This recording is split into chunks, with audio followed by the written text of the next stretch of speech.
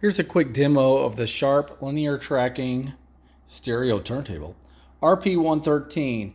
It's a very basic and simple linear tracking stereo turntable in that all of the guts of this thing are still inside when you lift the lid. So unlike a lot of units, Pioneer, for example, JVC, the arm would go up with the lid and all of the mechanics are inside a bunch of plastic, connected to the lid. So almost like a laptop computer where, the lid goes up and down and you've got to deal with pinching and twisting a kind of an umbilical. This one here keeps everything down below, which is great. Now to surface this thing, it did not function at all whenever I got it. We can see that it's belt driven. The belt had disintegrated and had given up its guts all inside the track that goes around the platter here. So that was a real problem. But that wasn't all. If you were to remove this, you would see, and you can kind of see the little bits and pieces here, some plastic with 4 screws. Inside of that, you can get an idea of what's cueing the arm. It's a solenoid that'll lift this arm up and down. So whenever you hit the cue button, the arm will go up and down. But you got 4 screws here, and then you have 4 other screws underneath the platter, and then you got 4 more screws underneath the chassis, and then that'll allow you to pull everything apart. Once I pulled everything apart, I found that I had a belt that was too big. It wasn't disintegrated yet, but it had aged, and so it's right in this area. So there's a little motor that drives the arm back and forth. So the arm obviously didn't move, and it also had some cruddy lithium grease that I had to replace, clean it out and replace it. So most of the time was spent cleaning, and then I had the belts that I needed, and I put them on, and that was that. So also a quick inspection of electronics showed that everything really was in good shape. I did a speed test on this, and it tested just fine. Actually, I think this is upside down.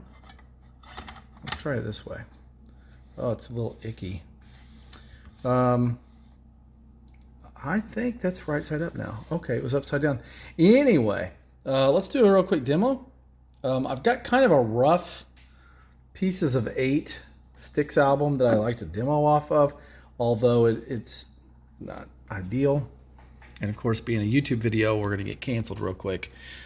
So I will do this briefly, quickly, and demonstrate the RP-113. We have the on and off switch, and then you can select your size of the album, so there's no auto detection. In other words, if we're going to be using an LP, we'll leave this we'll leave it out. We'll press it in for a 17 centimeter, I'm assuming, 45. Speed here, and then I have the repeat, which will just repeat the album side over and over again, or the 45, forward, reverse, cue, and play cut. So let's see how this operates. I do not have to shut the lid on this unit in order to play it, so I will just hit play, and immediately it moves over and starts playing the song. We'll get a couple of seconds of that. Crackle pop. It doesn't have the best stylus and cartridge. That's the cheap Audio-Technica. All right, we better lift that up. Now, a couple issues here. If you watch when I cue, let me scoot this over a little bit. So I'm going to use the forward button, and it'll take off and move at a nice pace now. When I drop it, though, watch it. I'll hit the cue.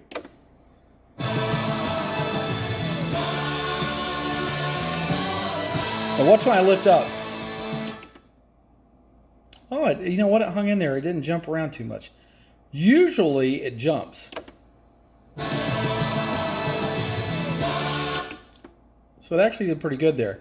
Let me bring it back. I'm going to be using the reverse button. And away it goes. Let me see if I can line it up there. And man, it drops hard. Let me hit the cue button. Watch this. Boom. Oh, I got lucky. It's got an auto mute button. I'm sorry, an auto mute circuitry. It's related to a switch that whenever this arm drops, short delay, and then it will open up the amplifier. So it does mute. So let's crank all over here to the near the end. I'll drop.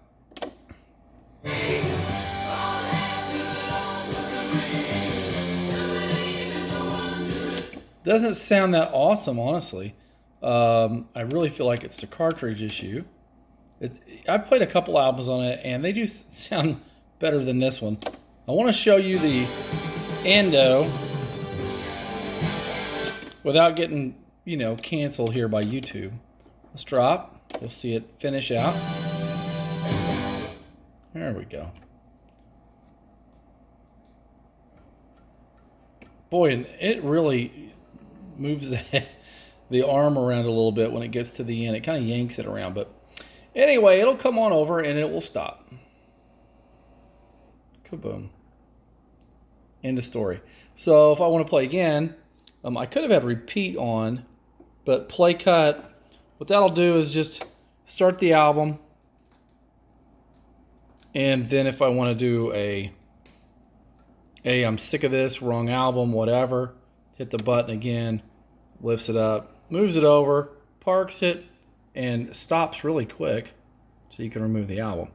So we'll do a quick 45 test. Be right back. Okay, not my kind of music. In fact, I don't know the song at all, but I did have the 45 laying around here, and I might even recognize this song, 1990. Let's go ahead and set her up, 45, 17, and I will hit play cut. First time I've done a 45. Let's see if it even gets close. I hope it doesn't land in the rubber mat. Holy cow.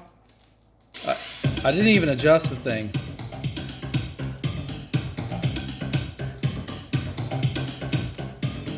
All right, we don't want to get in trouble. Boy, look at that. Did you see that thing scoot over?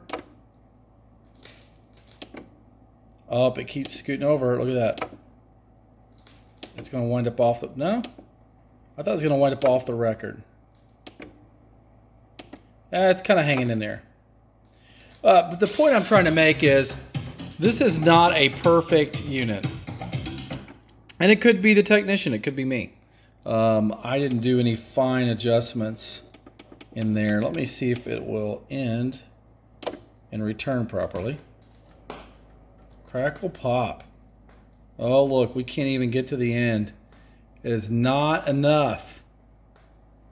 Well, if somebody's watching this and they're going to buy this from me, I guess you'll have to hit play cut. Because I'm kind of done with this. There's some adjustments that you can make, but in order to adjust that, you're going to have to take it apart and basically just have it sitting there with the chassis and tweak a couple pots. And I'm kind of done with this one. I've spent too much time cleaning on it, and it was pretty dirty. And making it breathe again. But here's the deal. It is a sharp, basic linear tracking, belt-driven turntable. It doesn't sound terrible at all. If somebody wanted to invest another 50 bucks on a proper, decent, lower end cartridge stylus combo, they would be okay. Meanwhile, I don't know. It's just a basic linear, and it looks pretty cool. So there you have it.